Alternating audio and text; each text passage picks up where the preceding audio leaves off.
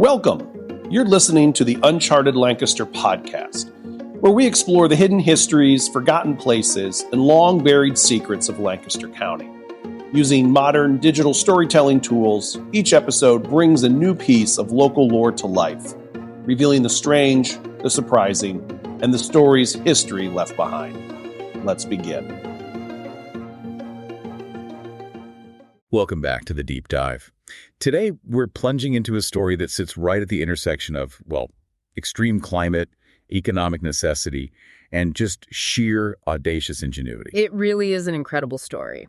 So picture this. Yeah. It's the 1850s, the vital transportation link between Philadelphia and Baltimore, really the heart of the burgeoning American industrial corridor, has been completely severed. And it wasn't severed by sabotage or war, which you might expect. It was severed by cold. Just the weather. Just the weather. Specifically, the Susquehanna River, and let's try to get the pronunciation right for you, the Susquehanna at Havre, Maryland, it froze so solidly in the winter of 1852 that all conventional transport just stopped, dead in its tracks. So our mission in this deep dive is to explore exactly how the Philadelphia, Wilmington, and Baltimore Railroad, the PWMB, and their crucial partner, the Adams Express Company, responded to this environmental disaster. It was a true crisis. Yeah.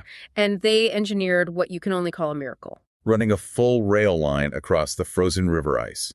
We're tracking this 41-day logistical gambit, trying to understand the physics behind it, and analyzing the competitive edge it gave the era's biggest express carrier. And to do this, we've been synthesizing a lot of material. We have historical articles, old railway records, and maybe the most stunning primary source of all, a commemorative lithograph. Ah, the lithograph. Yeah, it was commissioned by the Adams Express Company itself. It's basically an advertisement that also functions as an engineering blueprint and a historical record all at the same time. Okay, let's unpack this. We have to start where all great logistical crises began, which is, of course, the weather. This wasn't just a cold snap, was it? We're talking about something much bigger. We are. This is happening in the context of the Little Ice Age. The Little Ice Age. Precisely. The winter of 1852 wasn't an anomaly in isolation. It was likely a very intense flare-up within this massive, long-term global climatic period, the Little Ice Age, which, generally spanned from about 1300 to 1850. So 1852 is right at the tail end of that. Exactly. And the fact that it falls just after the typical end date doesn't mean the cold just stopped on a dime. It confirms that this lingering cooling trend was still active and fully capable of producing profoundly harsh weather events. So what did that actually mean for, say, commerce and daily life in the Northeast corridor back then? What did the LIA context feel like? Well, it meant that average temperatures were globally lower. That led to shorter growing seasons, really erratic weather, and crucially for the story, winters that were far more severe and, reliable than what we experience today. Like reliably cold. Yes. And for American infrastructure planning, which was still in its infancy, these winters posed genuine existential threats. The infrastructure just hadn't caught up to the reality of the climate. So what was it that specifically caused the river to freeze so profoundly that year? Our sources point to a couple of major natural triggers. The primary long-term drivers were these huge global-scale atmospheric events. One significant factor was the lingering presence of volcanic aerosols in the upper atmosphere. From a specific eruption. Yes, the massive eruption of Mount Tambora in Indonesia in 1815. That was 37 years earlier. But it had injected these enormous volumes of sulfur dioxide and ash into the stratosphere. That was the infamous year without a summer. That's the one. And even decades later, the atmospheric load from that event contributed to a higher albedo effect, which just means more sunlight was reflected away from the Earth. That's like a planetary sunshade. A natural sunshade, exactly. And this long-term cooling effect, compounded by other smaller eruptions throughout the 1830s and 40s, helped sustain those colder temperatures in the Northern Hemisphere well into the 1850s. And there was another piece to this puzzle, something to do with the sun itself. Yes, solar activity. Periods of reduced solar output, which are characterized by low sunspot activity, what scientists call solar minimums, they often coincide with the colder phases of the Little Ice Age. So you have this 1-2 punch, less energy coming in from the sun, and more of it being reflected back out by volcanic dust. Exactly.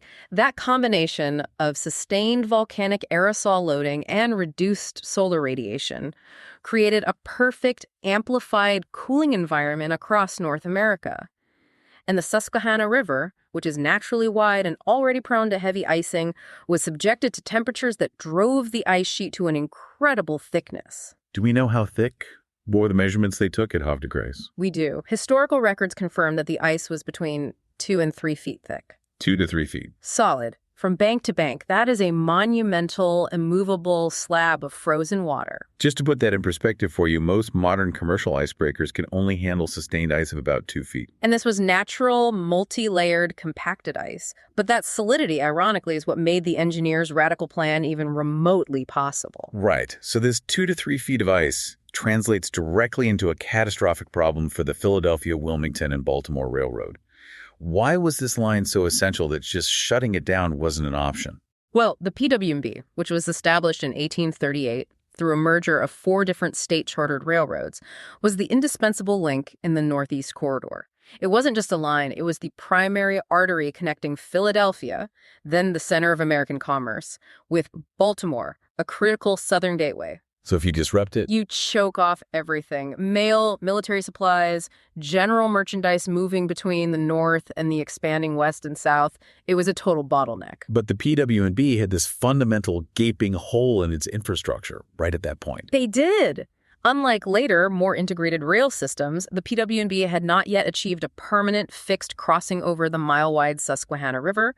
The technology and, frankly, the expense of bridging such a vast body of water were still daunting in the 1850s. So their whole operation relied on a stopgap measure. A floating stopgap. They relied entirely on steam ferries. So they were essentially flooding the entire rail operation, cars and all, across the river. Exactly. They used these specialized steam ferries, specifically one named the Susquehanna, which were designed to carry entire passenger and freight cars across the water. They'd go between the railheads at Havre de Grace on the west bank and Perryville on the east. It was a time-consuming but necessary part of the journey. A logistical bottleneck, even on a good day. A huge one. And when that 2-foot-thick ice formed, it rendered the steamer Susquehanna completely useless. It halted all service and caused traffic rail cars, critical goods, to back up for miles along the tracks. A choke point for the entire eastern seaboard. I mean, the pressure to restore service must have been just immense, given the financial liability and the urgent demand for mail and express services. The immediate financial impact of stopping that flow of goods and mail would have been catastrophic. The alternative, rerouting hundreds of miles inland, was completely impractical and far too slow for the high-value express freight they were carrying. So this created a truly unique problem. How do you move the immense weight of railroad cars across a body of water that is, temporarily solid, but still structurally unstable? And they didn't wait for the thaw, which could have been weeks or months away. They invented a solution. Let's talk about the man who devised this engineering marvel, Chief Engineer Isaac R. Trimble. Trimble was a former U.S. Army topographical engineer, so he really understood terrain and infrastructure. And his solution was brilliant in its simplicity and just radical in its execution. He said, "Let's lay temporary rail tracks directly across the thick river ice." Just hearing that sounds insane. The audacity of it is immediately tempered by the physics problem. It is. Which is, simply put, a locomotive is far too heavy for 2 feet of ice. The weight concentrated on those 4 drive wheels would absolutely crack the ice and submerge the entire train. Undoubtedly. A typical locomotive of that era could weigh anywhere from 20 to 30 tons. Our sources confirm the engineers fully recognized that running the motive power, the engine itself, onto the ice would guarantee failure. So the challenge was finding a way to transfer the immense pulling power of the steam engine, the traction, without subjecting the ice to the engine's weight. They had to decouple the power source from the payload.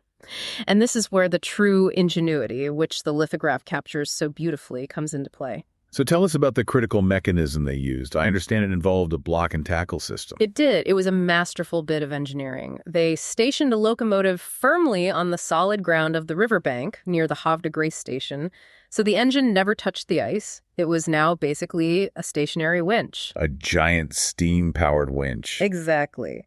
They then ran a heavy cable, or hawser, from the engine out across the river and connected it to the train cars that were waiting on the opposite bank. But just pulling a heavy cable across a mile of friction-heavy rail would still require an astronomical amount of force.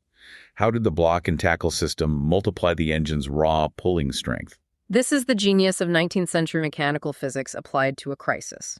The block and tackle system, A series of fixed and movable pulleys provided a massive mechanical advantage. So it's like using levers. It's the same principle. Think of a single line. The locomotive can pull with, say, 100 units of force. By running that line through a system of pulleys, maybe 2 fixed and 2 movable sheaves, they could theoretically multiply the effective pulling force dramatically, perhaps a 4 or 5 to 1 advantage. So an engine that could normally pull 100 tons on a steel track could now, through this system, apply an effective pull equivalent to 400 or 500 tons. Precisely. It could overcome the immense resistance of the cars and the friction of the ice. The engine was working harder, turning its wheels faster and burning more steam, but the cable was moving slower relative to the piston speed, providing maximum torque and pulling strength. This allowed the stationary engine to haul immense tonnage, the loaded freight cars, across the temporary track without ever putting its own 30 tons of weight onto that fragile ice structure. It was an incredibly sophisticated application of simple machines. And the lithograph confirms this visually. You can see the locomotive puffing steam, but it's parked firmly on the ground, attached by ropes that disappear toward the distant cars. It's a perfect visual record. But let's talk about the track itself. How do you even secure rail ties and rail iron onto ice that is constantly shifting and expanding with temperature changes? Well, that was the second major logistical hurdle. They couldn't use standard ballasting, of course. No gravel. No gravel. Workers had to use these primitive ice-cutting tools and pure manual labor to lay down wooden ties directly on the flat, scraped ice surface. The rails, likely light-gauge iron rail, as steel wasn't common yet, were spiked directly into those wooden ties. And how do they anchor the ties to the ice? With large, heavy iron spikes, and possibly by bracing the ties with cross beams that were embedded into the ice sheet.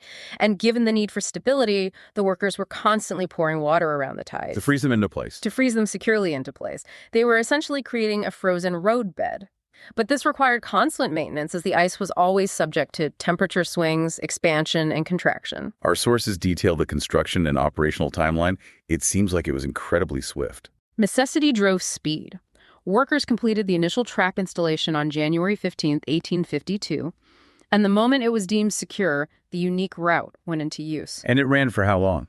It ran continuously for 41 consecutive days, until February 24, 1852. That span, a full month and a half, is just a testament to the dedication of the workers and the soundness of Trimble's design. But an operation wasn't static. It demanded constant monitoring and flexibility, didn't it? Absolutely. The engineers weren't just lucky, they were actively managing the ice sheet. Our sources are very clear on this. The track had to be removed and rebuilt a short distance upstream 1 or 2 days during that 41-day period. And why the shift? What would cause them to do that? Most likely because a fissure or some structural weakness developed in the immediate vicinity, or perhaps the warmer sun started weakening the ice near the banks. By shifting the track slightly upstream, they were relocating the line onto a fresh, more solid section of the ice sheet. So they had crews constantly checking the ice. Constant vigilance. Crews were out there testing the thickness and structural integrity. They were using the river like a temporarily paved road, ready to change lanes if the pavement cracked. And the rails were finally removed on February 24th, just before the spring thaw fully compromised the ice. Just in time. That 41-day period is such a fascinating self-contained episode of logistical success. Let's talk about the scale of this operation, because it wasn't a small trial run. This was carrying the burden of the entire Northeast corridor. The numbers are staggering. Over those 41 days, the PW&B moved over 1,378 cars across the ice. And these were high-value cars loaded with mail, baggage, and essential merchandise for major markets. And the sheer tonnage of it all confirms why that stationary engine system was so critical. It does. We estimate the total transported weight was approximately 10,000 tons. That averages out to about 7.25 tons of cargo per car. And that's not including the weight of the car itself. Exactly. So when you consider the resistance of dragging all that weight over a temporary rail line, and you multiply that by nearly 1,400 total movements, you start to understand the immense mechanical stress placed on the system and why that block and tackle was absolutely indispensable. We also have historical notes about how they handled people versus property. They didn't put passengers in those cars, did they? No, they strategically separated the two operations. While the heavy freight and mail required this complicated rail-on-ice system, passengers were often transferred using simpler means. Like what? Like horses and sleighs, on separate, dedicated paths across the frozen river. And this was just smart logistics. Passengers could be moved relatively quickly, minimizing their inconvenience, while the resources and immense complexity of the ice track were reserved exclusively for the commercial cargo that was the ultimate financial choke point. This brings us to the financial and promotional stake of the Adams Express Company. This wasn't just a railroad story, it was a commercial success story for them. Oh, absolutely. Adams Express was not just a customer. They were an ecosystem partner who lived and died by the PW&B's reliability. Their entire competitive advantage lay in promising speed and reliability. A 41-day interruption would have been devastating. It would have ruined their business and given a huge advantage to their rivals, like Wells Fargo or American Express. Stay with us. We'll be right back. For centuries, the seed of the Mystrica fragrance tree, nutmeg, has been sought after by people all over the world for its perceived medicinal and magical powers. But why was this spice really so valuable? The answer may surprise you. This is the secret story of nutmeg.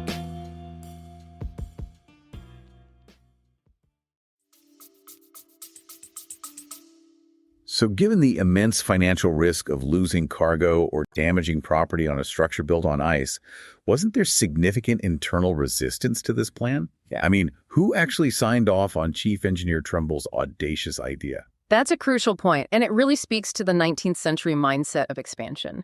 In this era, the immediate financial loss from interrupted commerce was often seen as a greater risk than the risk of failure in an engineered solution. Do it and ask for forgiveness later. Something like that.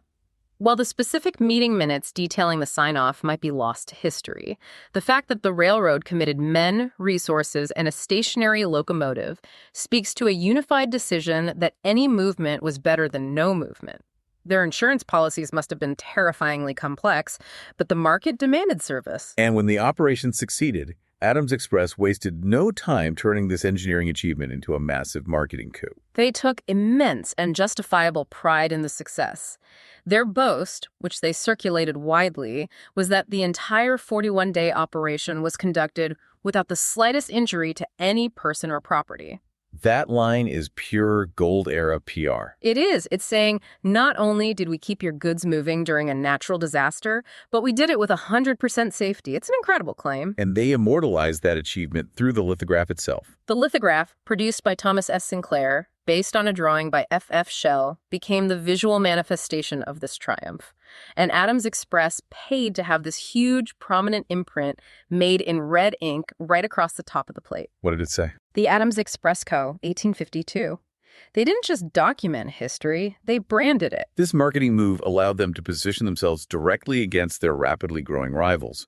So the ice crossing, in effect, became a competitive tool against Wells Fargo or American Express. It provided unimpeachable proof of their commitment.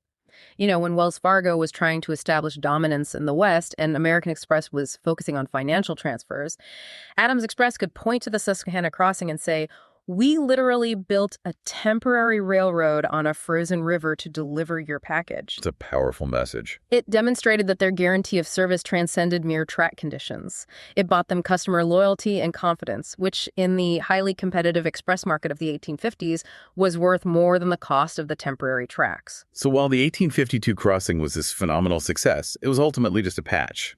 The underlying problem of the Susquehanna crossing persisted, and it forced the PW&B to eventually address it permanently. Right. The necessity demonstrated by the 1852 crisis drove the PW&B towards stability, but their history remained volatile.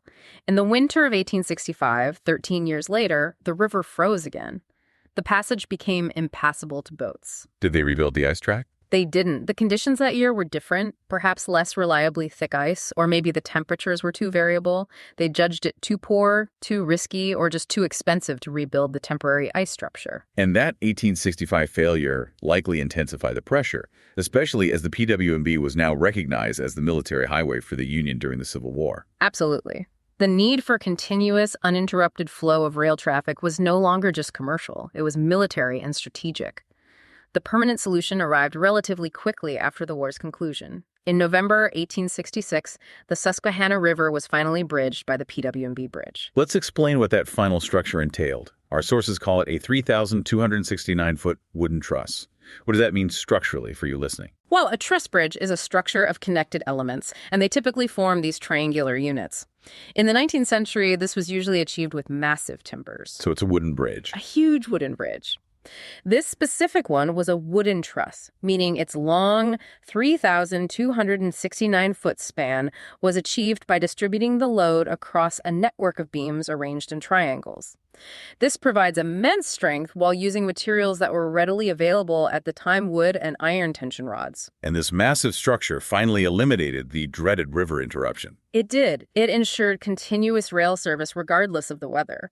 The ice crossing was literally the stopgap that lasted until the permanent structure could be built. The audacity of the ice tracks really highlights the importance of the express company they served. Let's shift our focus entirely to Adams Express, the driving commercial force behind this whole operation. Adams Express was just instrumental in creating the logistics infrastructure of 19th century America. It was founded by a man named Alvin Adams in Boston in 1840. And the origin story is famous. It is. It supposedly started with 2 men and a boy as employees and just 1 wheelbarrow to transport goods between businesses and the nascent rail lines. That image of the single wheelbarrow is a perfect illustration of how quickly the demand for reliable, fast delivery outpaced the existing infrastructure. It's the origin story of modern logistics. Adams Express became the precursor to everything from parcel post and priority mail to modern services like UPS and FedEx. They filled the critical gap between the customer and the transportation networks. And they specialized in everything the government post office wouldn't or couldn't handle. Right. The U.S. Post Office had a monopoly on letters, but Adams Express could handle the valuable bulk. They promised to ship with mail speed at moderate rates. And what exactly were they shipping? Everything. They handled every description of package, case, jewelry, and critically financial instruments. They were the secure carrier for specie, that's gold and silver coin bank bills, and high-value securities. Their service was a vital mechanism for facilitating intercity commerce. So they were like an armored car service and a parcel service combined. Basically, yes. Imagine a businessman in Philadelphia needing payment from a customer in York, Pennsylvania. Adams promised impressive speed.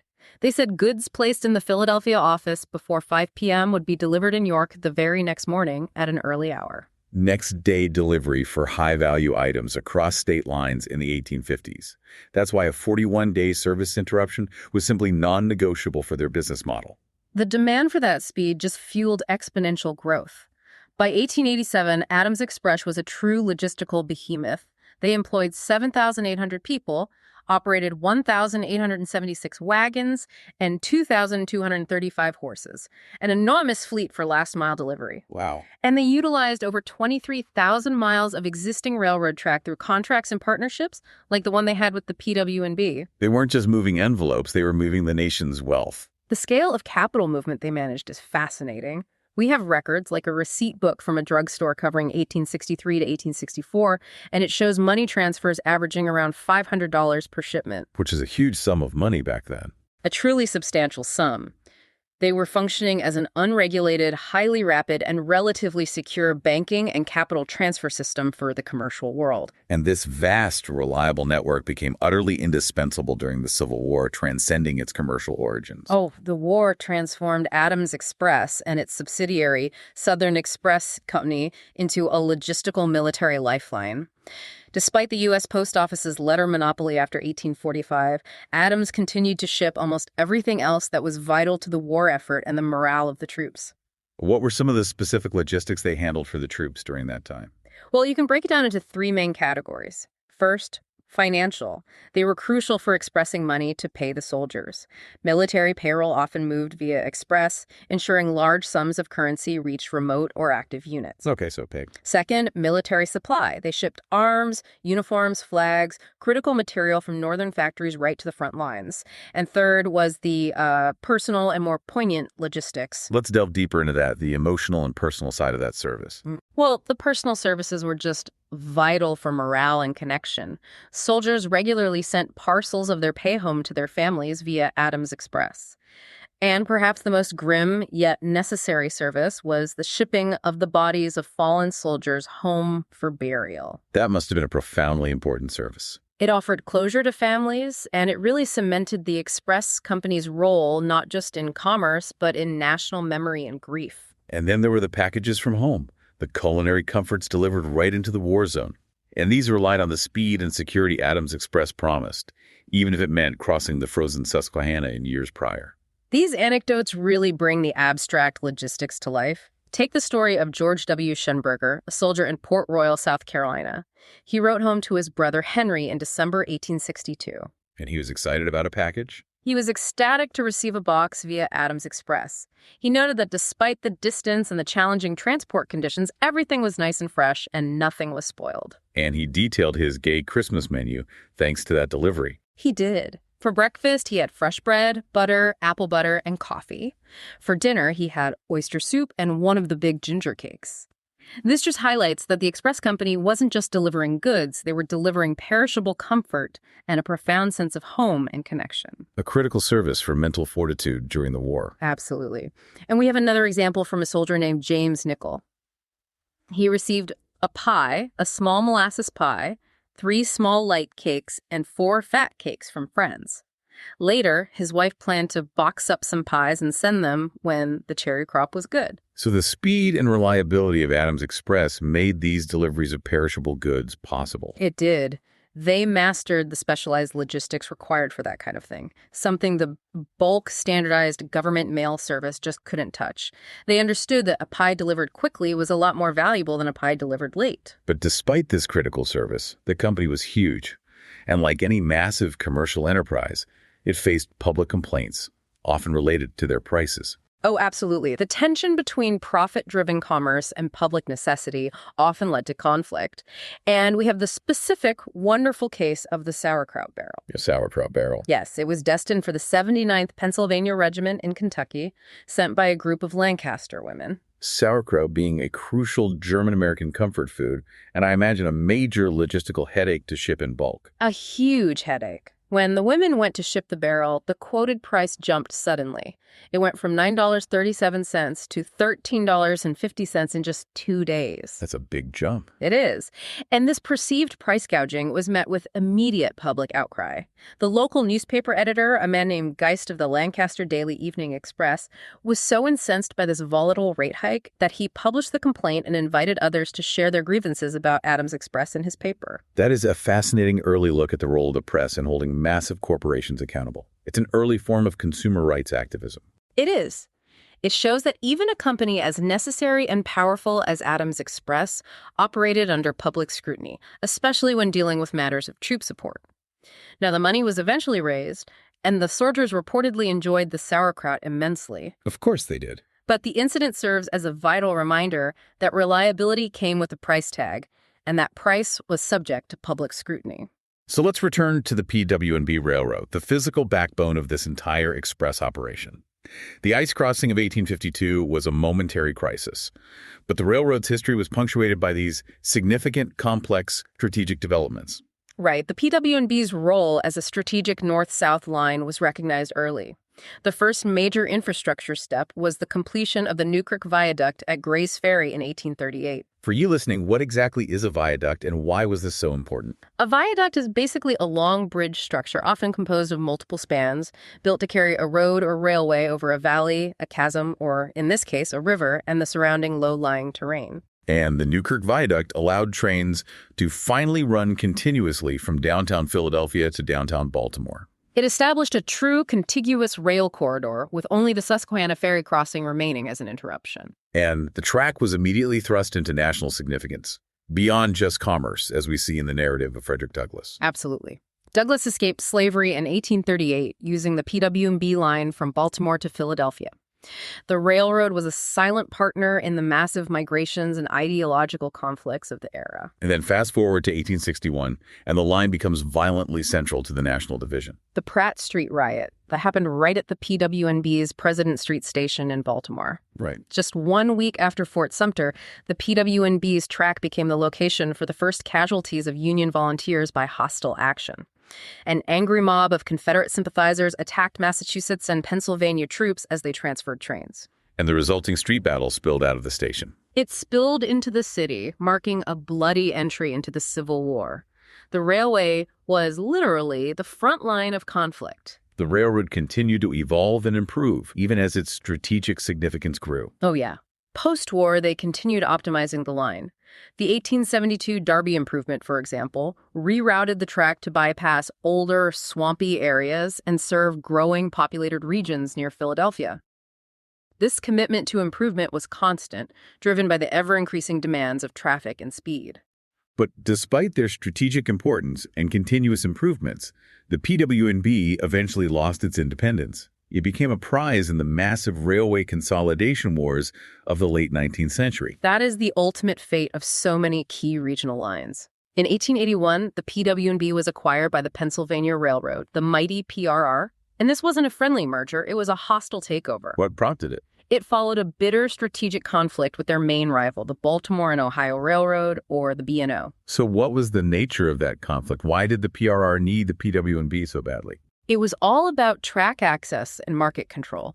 The PW&B was the only direct high-capacity line connecting the Mid-Atlantic and the Northeast. The B&O had a competing line, but it lacked the directness and efficiency of the PW&B. So the B&O wanted access. They tried to gain permanent access or control over the PW&B track because they recognized its strategic value. The PRR, already the largest railway in the nation, saw the B&O's aggressive moves as a direct threat to its dominance of the East Coast. So the PRR effectively stepped in, outspent the B&O, and just swallowed the PW&B whole to secure its primary corridor. Exactly. It was a massive strategic victory for the PRR, and it solidified its near monopoly on high-speed travel and freight movement along the eastern seaboard for the next half-century. So the PW&B, which had endured the Little Ice Age, the Civil War, and the demands of Adams Express, ended its independent existence by becoming a crucial subsidiary of the PRR empire. That's right. It's just astounding to think that the same physical space, the same right-of-way that hosted those temporary ice tracks in 1852 remains such a critical infrastructure corridor today. The line is a testament to resilient infrastructure planning. The original PW&B right-of-way now serves as the backbone of Amtrak's high-speed Northeast Corridor, where we now run trains at over 100 miles per hour, and Maryland's MRC commuter system. And freight still uses it. Freight still utilizes those lines, primarily operated today by Norfolk Southern. The 1852 ice crossing may be a historical footnote, but the geography it was forced to traverse remains fundamentally crucial. Let's return one last time to the enduring legacy of that lithograph. It's so much more than just a picture. It's a time capsule showing how this pioneering spirit operated. The lithograph, created by Thomas S. Sinclair and based on F.F. Schell's drawing, is just invaluable because it provides immediate visual documentation of this highly temporary engineering feat. Most 19th century infrastructure gaps were solved through less dramatic and thus less recorded means. So when you look closely at the image, as Adams Express wanted its customers to do, what specific details really confirm the operational reality of what we've been talking about? Well, look at the sheer volume of labor involved. You see these working parties shoveling snow and ice, loading wheelbarrows, and reinforcing the transition points where the land-based rail met the ice tracks. And you can see the locomotive. You can clearly spot the stationary locomotive, sanely anchored on the bank, connected to that complex series of blocks that provided the necessary leverage. And the explicit branding, the horse-drawn wagons labeled Adams Express, confirms that seamless integration. It does. They didn't just rely on the PW&B's local infrastructure. They brought in their own delivery wagons right up to the railhead on either side of the river. They made sure that the moment the cargo was moved across the ice, it was immediately transferred onto their horse-drawn delivery network. They controlled the entire process. From origin to destination. That was the core promise of the express business. And the detail in the background, the paddle steamer Susquehanna just frozen solid in the ice. That is the visual climax. The steamer, immobilized by the Little Ice Age, is the perfect foil for the ingenious, temporary rail line triumphing over nature. And this print wasn't hidden away. It was widely reproduced and distributed by Adams Express, turning a logistical near-catastrophe into an enduring symbol of commercial reliability and sheer American can-do attitude. So what does this all mean for us? We've traced this story from the exceptional cold of the Little Ice Age through the technical brilliance of Chief Engineer Trimble's rope and rail system to the relentless commercial drive of the Adams Express Company. I think the 1852 Susquehanna Ice Crossing is a powerful snapshot of a world where infrastructure was a patchwork and ingenuity filled the gaps. The answer to a profound environmental challenge wasn't simply to wait for the thaw or rely on fixed, massive, and expensive permanent solutions. They just built one. They rapidly invented an entirely new, temporary form of transportation that used existing power systems, the stationary locomotive, in a completely novel way. This raises an important question for you, the listener. In our current era of hyper-engineered, fixed infrastructure, high-speed rail, massive cable-stay bridges, digitized global logistics, we prize resilience through redundancy and complexity. But in achieving this stability, have we lost some of that immediate, pioneering, expedient ingenuity that characterized the early American expansion? It's a crucial comparison. When disaster strikes today, our first reaction is often to implement official shutdown procedures and wait for the fixed system to be repaired or bypassed using standardized protocols. The idea of a private corporation, or even a public utility, taking heavy machinery and laying tracks across a major frozen river, then running 10,000 tons of commerce on it for 41 days. It seems impossible. It seems almost impossible to conceive of in our highly regulated, liability-aware world. That audacity, born of profound necessity and the aggressive commercial spirit of Adams Express, may be a uniquely 19th century characteristic. A stunning moment in history where human determination literally overcame nature's frozen grip. Thank you for joining us on this deep dive into the engineering miracle of the 1852 Susquehanna ice tracks. Always a pleasure. Thanks for listening to this week's episode of the Uncharted Lancaster podcast. If you enjoyed the episode, be sure to subscribe and leave a rating or review wherever you listen. It really helps more people discover the show. For more fascinating local history, visit unchartedlancaster.com. And if you'd like to go deeper, check out one of Adam Zern's books at unchartedlancaster.com/books. Until next time, keep exploring.